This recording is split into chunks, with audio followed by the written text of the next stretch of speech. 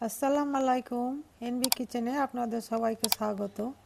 আজকে আমি আপনাদের শেয়ার করব খুব সহজভাবে টিপস সহ দুধ পুলি পিঠার রেসিপি। আশা করছি আপনাদের ভালো লাগবে। প্রথমে নারকেলের পুরটা বানিয়ে নেব। এখানে আমি নারকেল নিয়েছি আর খেজুরের গুড় দিয়েছি, সামান্য লবণ দিয়েছি। সব একসাথে ভালো করে মিশিয়ে নেব। এভাবে নেড়ে নেড়ে নারকেলের পুরটাকে জাল করে নিতে হবে পানিটা শুকিয়ে আসা পর্যন্ত। দেখুন পানিটা শুকিয়ে আসছে, এই সময় দিয়ে দেব গুঁড়ো দুধ 4 চামচ। গুঁড়ো দুধটা দিয়ে পুরটাকে আরো ভালো করে মিশিয়ে নেব। গুঁড়ো দুধটা দিলে পুরটা আঠালো হয়। আমার পুরটা তৈরি হয়ে গেছে। দেখুন কড়াই থেকে পুরটা ছেড়ে আসছে। এই সময় নামিয়ে নেব। এর থেকে বেশি জাল করলে পুরটা শক্ত হয়ে যাবে।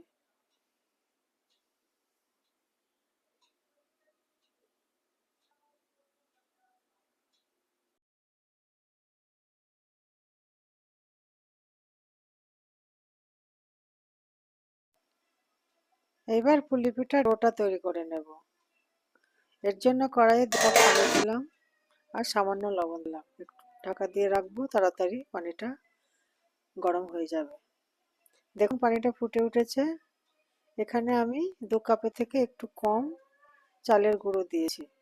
এবার অনবরত ভালো করে এভাবে নাড়িয়ে নিতে হবে।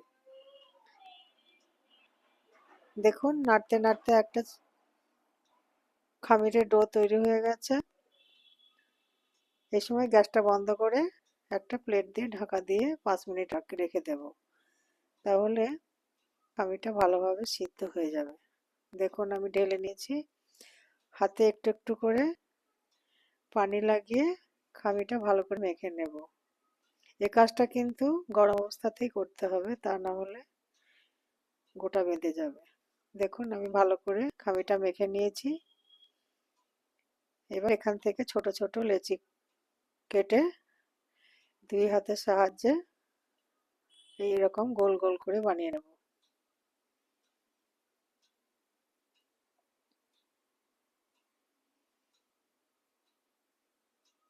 একইভাবে সবগুলো বানিয়ে দেখাচ্ছি। দেখুন আমার সবগুলো বানিয়ে নেওয়া হয়ে গেছে।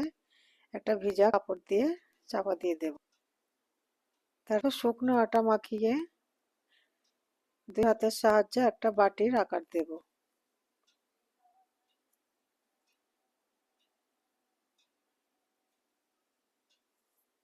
দেখুন ঠিক এইভাবে বানিয়ে নিতে হবে। এবার যে পুরটা বানিয়ে রেখেছিলাম ওই পুরগুলো অল্প একটু একটু করে দিয়ে, পুর কিন্তু বেশি দেওয়া যাবে না, দিলে বেরিয়ে আসতে পারে।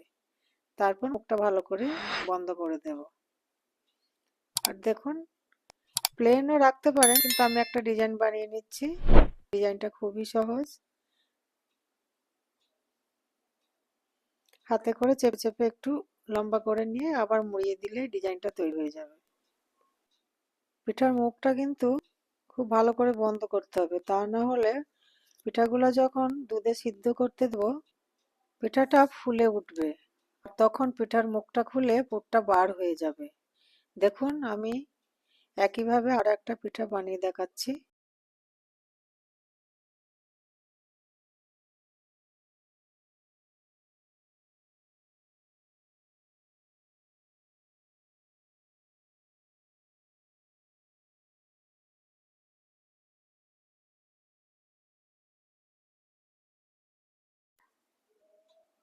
দেখুন আরো একটা পিঠা আমি বানিয়ে নিলাম। একইভাবে সবগুলো পিঠা আমি বানিয়ে নেব। দেখুন সবগুলো পিঠা আমার বানিয়ে নেওয়া হয়ে গেছে। এইবার পিঠাগুলো সেদ্ধ করে নেব। তার জন্য একটা কড়াইয়ে 3 কাপ দুধ, 2টো এলাচ মুখটা ফাটিয়ে নিয়েছি, দিয়ে দেব। দেখুন দুধটা গরম হয়ে গেছে। এই অবস্থায় 2 চামচ দুধ একটা বাটিতে তুলে রাখবো।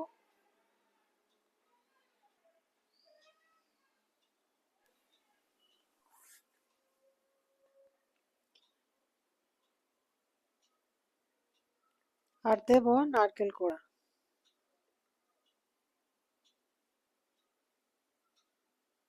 এই সময় বানিয়ে রাখা পিঠাগুলো সব দিয়ে দেব। দুধ ফুটে ওঠার সাথে সাথে পিঠাগুলো দিয়ে দিতে হবে। দুধটা ঘন করে পিঠা দিলে পিঠাগুলো ভেঙে যেতে পারে।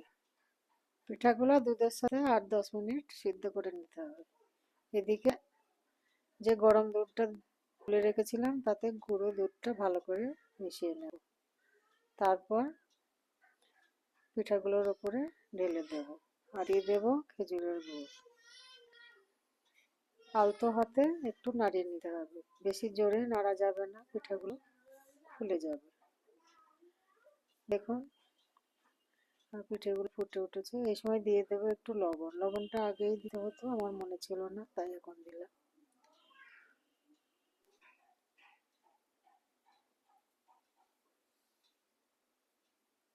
দেখুন দুধটা কতটা ঘন এবং ক্রিমি ভাব এসেছে। পিঠাটা যত ঠান্ডা হবে দুধের ঘনত্বটা তত বেশি হবে। পিঠাগুলো হয়ে গেছে, একটা প্লেটে সার্ভ করে আমি দেখাচ্ছি।